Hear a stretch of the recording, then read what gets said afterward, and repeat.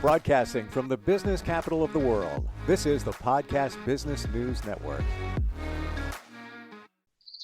Welcome back, everybody. Sometimes our executive producers here say that we should name a podcast. A podcast should have a name.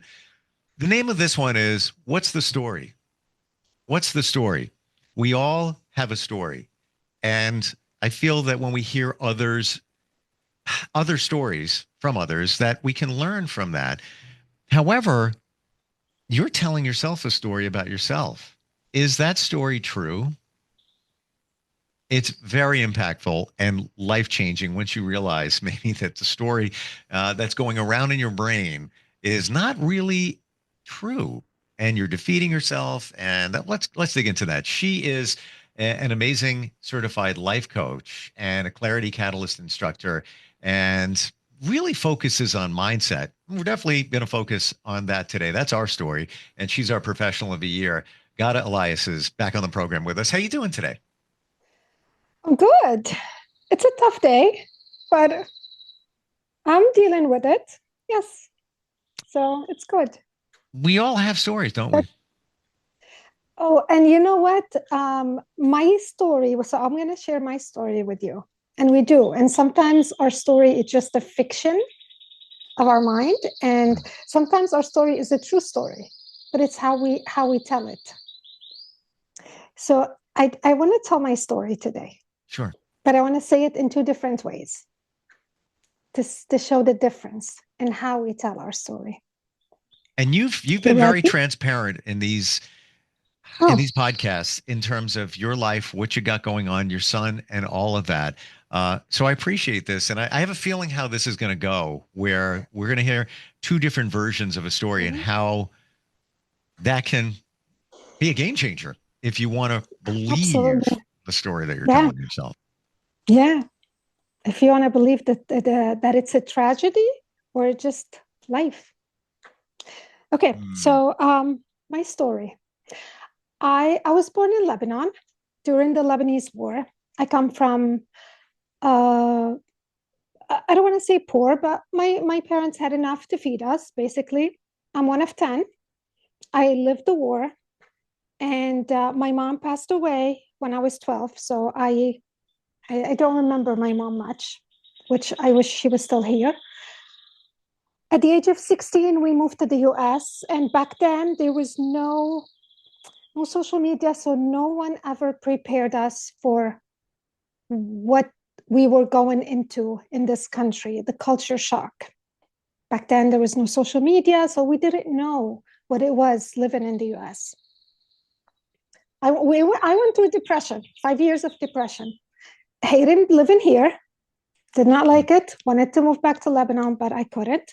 So went to school, worked, then got married. Had 2 kids on the spectrum, not just one, 2. Then I started living in the whatever it was. I had to figure out what it was that was going on with my kids, and therapy and autism and the whole thing. And I'll tell you, life was not easy. Then I got a divorce, and then became a single mom with still my son, and I still had to take him and deal with all the stuff that he does, from breaking his jaw. He broke his jaw one time on purpose. He swallowed magnets. We were in the hospital so many times, and believe me, he is not someone you want to be in the hospital with. And then I changed my career. I became a life coach. Then now I'm home with my son. That's my story. I don't want to say anything until I hear the other version of your story. So I was born in Lebanon. Okay. I had a fun childhood. I was born by the beach. Yes, there was war and the bombing and all this stuff. But you know what? The coolest thing is that we didn't have to go a lot to school. Okay. So any day where there was bombs, schools were closed. We spent our times like playing cards. It was a fun childhood with everything. It was fun. My mom did die at 12, but you know what? I have so many good memories of her. And then we came to the US at 16. It was tough, but we got to like buy anything we want, things that we couldn't do in Lebanon, like all the food and the clothes. So it was a different life. I got to drive. I bought a car. I went to college. I worked. And then I got married. Yes, my kids were tough. Not saying anything. I'm not degrading autism. Do you know what? It was everything that my son did was so like it was a story for me to tell and to joke about and to laugh. And then I got a divorce. It was good. Sometimes marriage is not okay. So you do have to get a divorce. And now I'm writing a book about my son and how he broke his jaw, okay, and how we ended up in the hospital, and his teeth, and how he swallowed the magnets, and all the destructions that he did, and how he hid my keys in the wall. There's so much, so many things that he did. It's just amazing. And now I travel. I became a life coach. And my faith is so much stronger.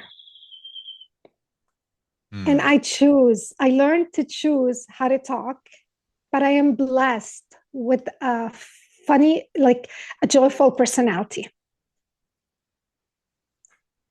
That's my story. Wow. And that's how I tell my story always. The second, is it? Yeah. Always. Everybody knows. I'm like the one that I can tell. I can take anything that's tragedy and turn it into, look what happened. Like, that's so cool. Now, lots of questions, and I appreciate your transparency as always on all of this. Do you believe your story? That's my first question. The second version, and do you feel? And this is we're going deep here. We're going very deep here. Okay.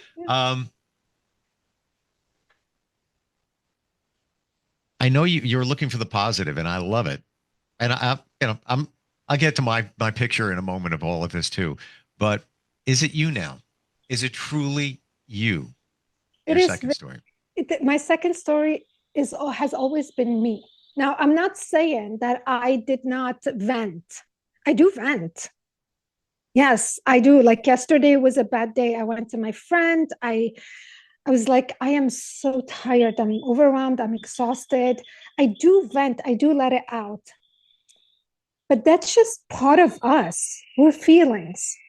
And it's not, and feelings are okay. They're not bad. They're not good. They're just feelings. You just have to go through them. But then at a certain point, you need to lift yourself up. And I did go through feelings, and it's all true, like from my childhood until today. This is all true. But it's me. The way I tell my story, the second part is me. That's how everybody sees me. That's how I tell it. That's how I talk about my son. That's how I talk about myself. It just, I don't want to, I choose not to be a miserable person. You said the word choose. Yeah, I choose because it's a choice. It's a choice. Yeah, and the way we talk, it's for like it applies for everybody, whether you're a kid, a teenager, an adult, someone my age, 51, older than me, a man, a male, female. It doesn't matter. You choose how you talk. You choose how you feel. And when you change yourself to that, maybe around you doesn't change, but you change how you see the people around you. Does that make sense? Yeah. Because you can't change anybody. You can change yourself, but that doesn't mean, sometimes they say if you change yourself, everything will change around you. Yes, true. Maybe things will change because people will see you differently, or maybe people will stay the same, but your view of them will change.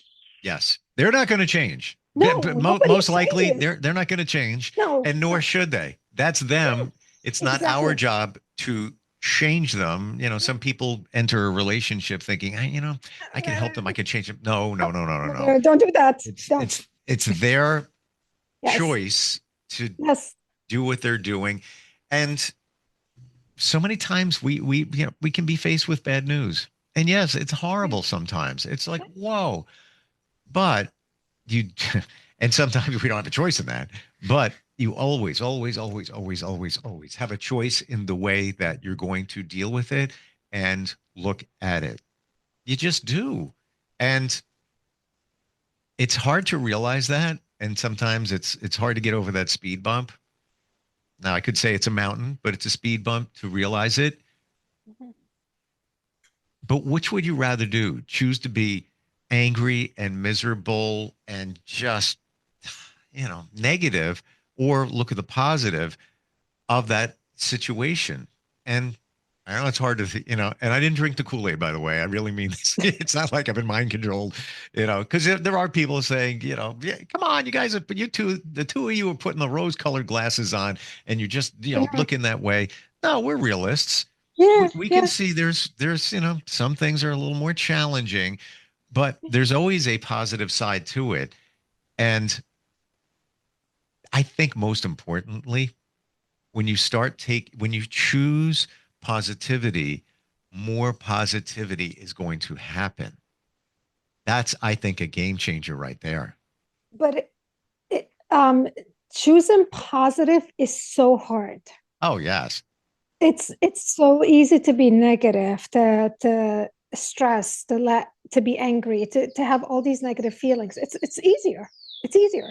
It takes a lot of effort Yeah, yeah, to yeah. turn things around.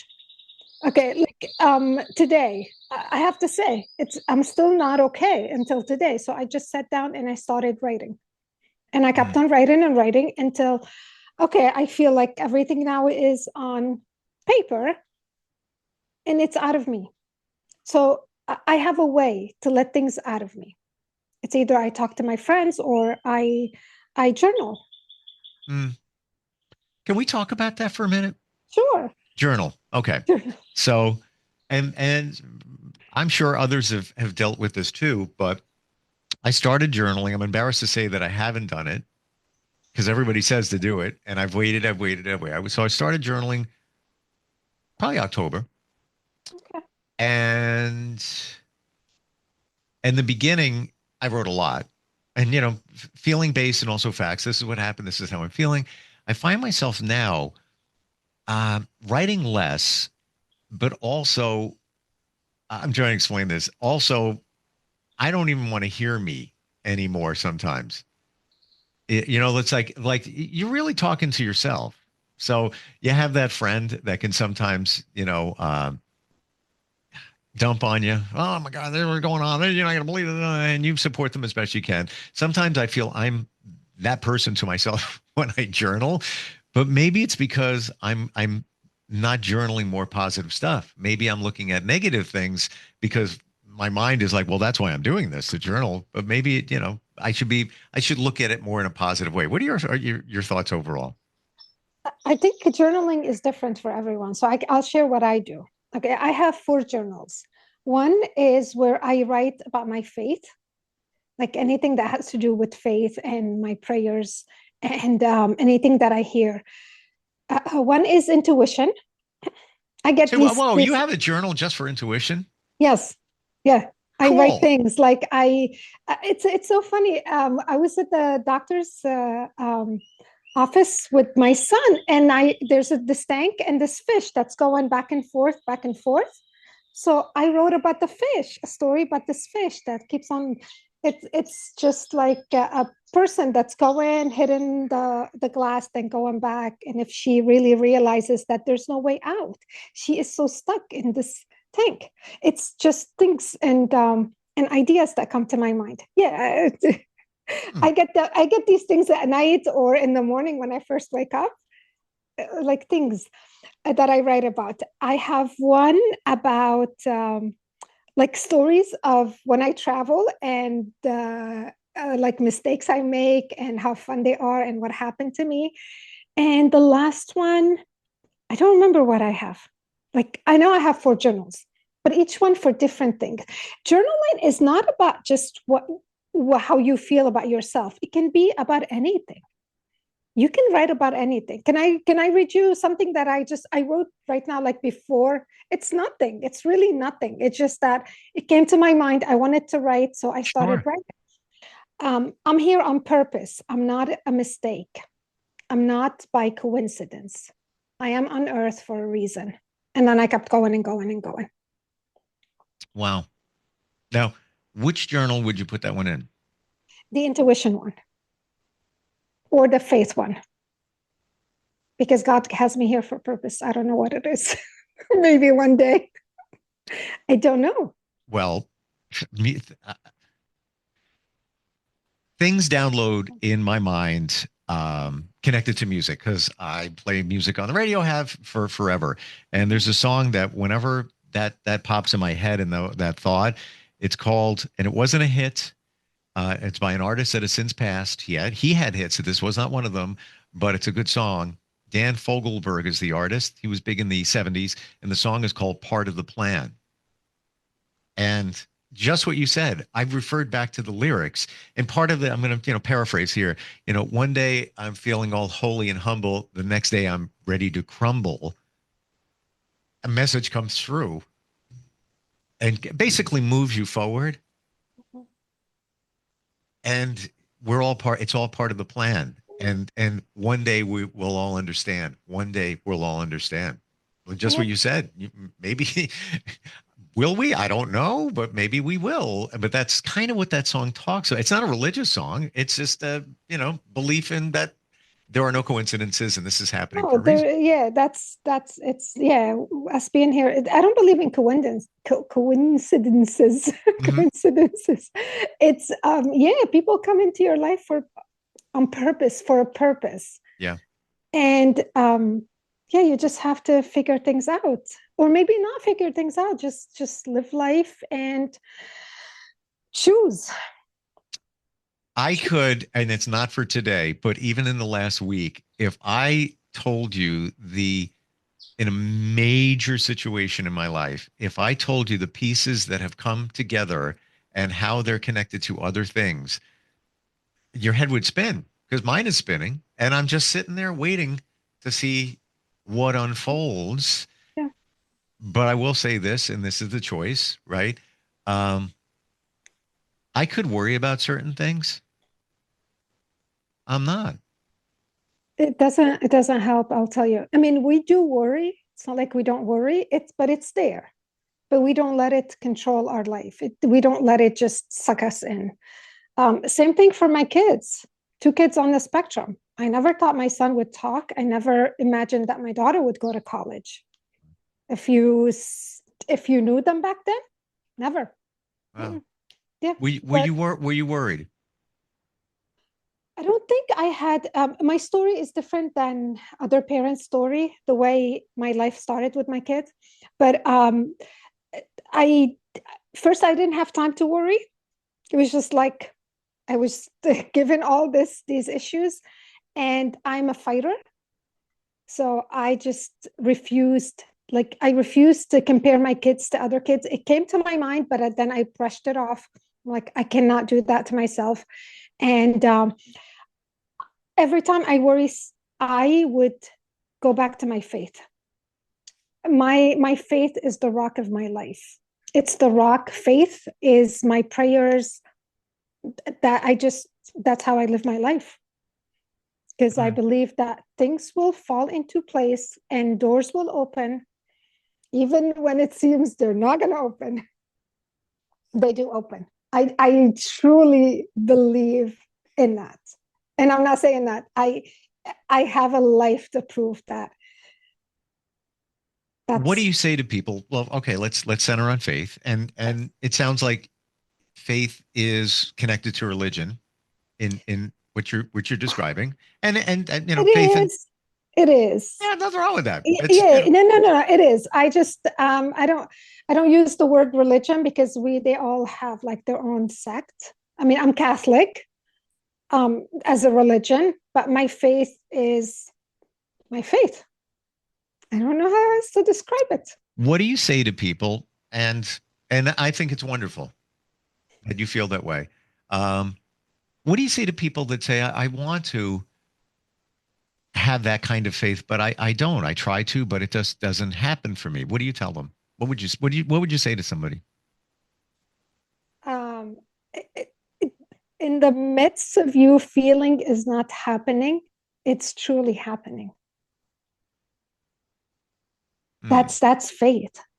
It's even when we see that it's not happening, because a lot of times what we want doesn't come to us, but something else happens that if we look at it, we're like, yeah, that Hmm. was the right thing for us, not what we wanted. Because usually what we want from faith is what we are asking for. Correct? Correct. Yes. And when we don't get that, we say, well, it's not working. But if you wait a little bit and be patient and let time unfold things for you, you'll see that Hmm. something better. You just have to, faith and trust come together. You can't have faith and not have trust. You've got to trust. That's hard. That is the hardest Well, thing. yes, and number one, faith in Yeah, yourself. Until you really yeah. have that. But I think you only have faith in yourself until you go through Tough moments of time. adversity. Yes, yeah, and then it's like, oh, I did that. Oh, I did that. Oh, I did, and then each one, another speed bump. Each one is Yeah. easier to drive over. But what you're saying, I've heard many people say, and I've said it myself. Um, we call it the universe. So if you want to insert God, that's your choice. But Yes. you can say, the universe, that's not right for me now. The universe doesn't want that. It knows best, even though we think we know best, but we don't. We And don't. and it's also on the universe's time. You have to, wait. It's like because there's a reason, but we don't know the reason, so we get impatient in all of that. So yeah, either way, whether you want to connect it to God or whatever, that's That's whatever your choice. choice. Yeah. It's your choice. Yeah. Yeah. Do you, when you look back at all of this, and obviously you're a strong woman. You've gone through a lot. You've got a lot of resilience, but I'm going to guess you didn't have that a number of years ago. It's because you did life and you just kept getting stronger and stronger. Yeah. It's because I did life. Yeah. And you know what? Everything in life moves you closer to that. Like me coming here at the age of 16, it made me stronger. Um, every single thing that happens in life makes you stronger. But I think having kids with special needs, that was like the biggest thing. It didn't just make me stronger, it strengthened my faith, and it just got me to look at life in a different way. Mm. And I am someone that and I tell my daughter also, and I'm going to bring that up. I don't know if it's in my subject or not. Death. I tell her, like, death is part of life. I am going to die one day. So I am teaching you to be strong in life. So if something happens to me, you can stand on your feet. Yeah. That's a subject not too many people like to talk about, but it's a fact of life. It is. It is. And also teaching that strength and resilience, Yes. because I wish I had it. I wish I had it decades ago.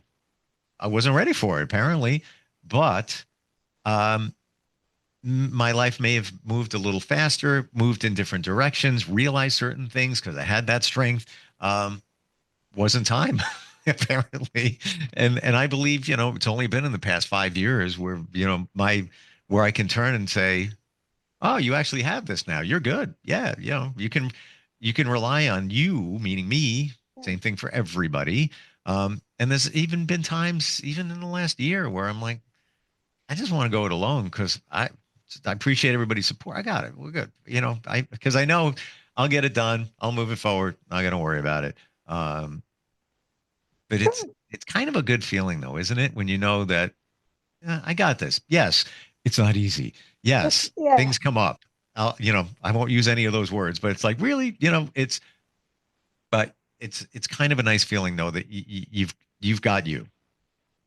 Yeah. It's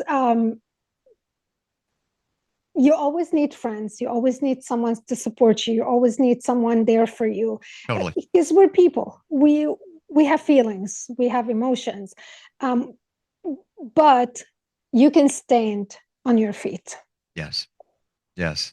And the recovery time is way Is faster. less. Oh my gosh. So when something shows up, yeah. I'm not making fun of anybody or any situation, but in the beginning, you're like, well, how could this happen? Like, why me? Well, if you didn't master the resilience and the faith and everything, it could take you a couple of weeks, whereby that situation comes up. Whatever. A day or two later, it's like, oh yeah, I was crying the other day. I was like, we're good. Yeah, that's it. It shortens that time of recovery. That's about it. Yep. It's still gonna happen to you where this is life. Yep. Yeah. But you don't go down a hill. Nope. And you're going to be okay. But we need, like you just said at the very beginning, Ghada, that you need to let it out. Yeah. You can, and if you don't, that's bad too, because you're just carrying inside. This is just part of what you offer. I'm glad we did this today. Hearing your story, your two stories, wow, what a difference. And your second story, you were beaming with love and joy. Tough stuff. I get it. But I could feel it. And that's even why I had to ask, is that really you? Come on, be honest. It is. Yeah. It is. Yeah. It's all on how you look at it, but it's not easy to figure that out. Takes time and takes support from people like you. SavorYourSeasons.com is the website.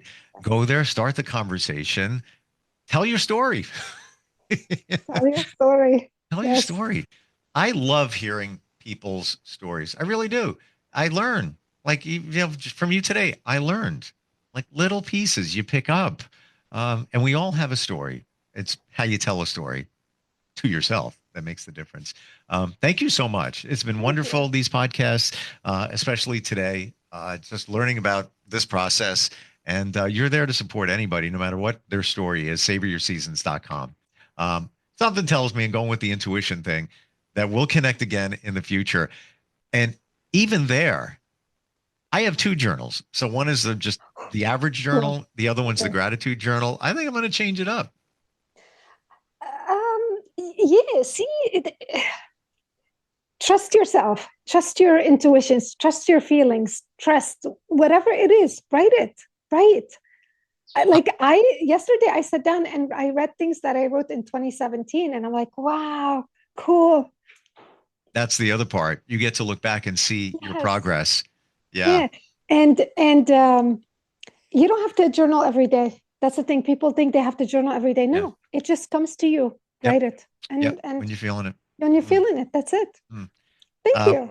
We're out of time. Thank you so much for today. I really appreciate it. Okay. We'll talk soon. Bye. We'll be right back.